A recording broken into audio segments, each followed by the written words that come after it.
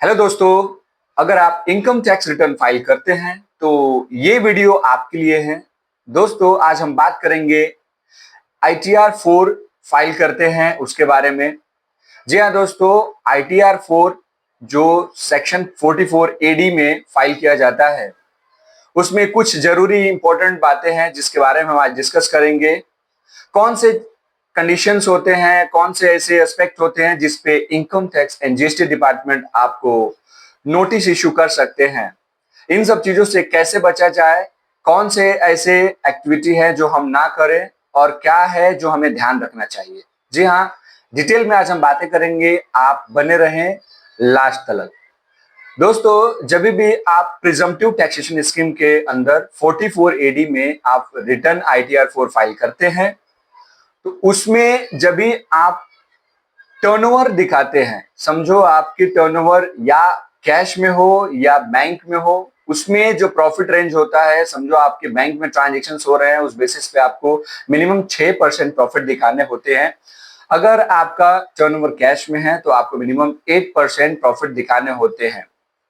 अब इसमें क्रक्स क्या है दोस्तों, जब भी आप टर्नओवर दिखाते हैं तो उसमें ये मैटर करता है कि आपका जो लिमिट है जो टर्नओवर का, वो मैच होना चाहिए। कैसे? तो आप जो भी GSTR 1 फाइल करते हैं, 3B फाइल करते हैं और उसमें जो अपने आउटपुट GST जो आउटपुट आपने दिखाए हैं, जो आपने सेल्स दिखाए हुए हैं, वो सेल्स आपके ITR 4 में जो आप टर्नओवर डाल रहे हैं वो मैच होना चाहिए।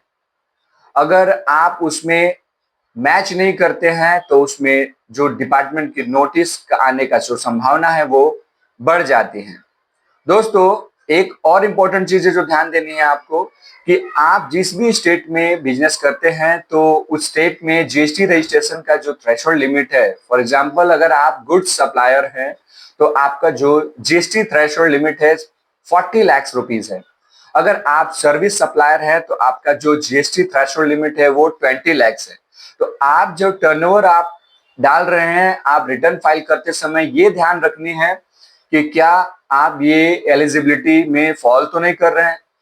अगर आपने टर्नओवर दिखा रहे हैं और आपने GST रजिस्ट्रेशन नहीं ले रखे हैं तो ये भी क्वेश्चन मार्क है कि आपने GST रजिस्ट्रेशन क्यों नहीं लिए।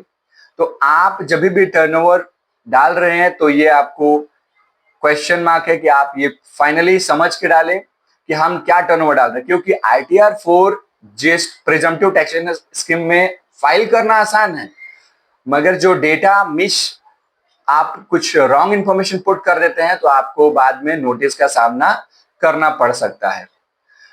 और इसमें नेक्स्ट चीज क्या है कि आप जब भी रिटर्न फाइल करते हैं तो आपको AIS से पूरा रिकंसाइल करना है। ये बी केयरफुल, आप ये ध्यान में रखें। जल्दीबाजी में आप ITR सबमिट ना करें, आप उसको रीचेक कर ले, प्रीव्यू चेक कर ले, आपने क्या प्रॉफिट कितना % दिखाए हैं, टर्नओवर क्या डाले हुए हैं, ये सब चेक करने के बाद ही रिटर्न फाइनल सबमिट करें। जी हाँ दोस्तों, ऐसे ही बने रहें। हम नए अपडेट्स के साथ आपको मिलते हैं नेक्स्ट वीडियो में। तब तक के लिए थैंक यू सो मच।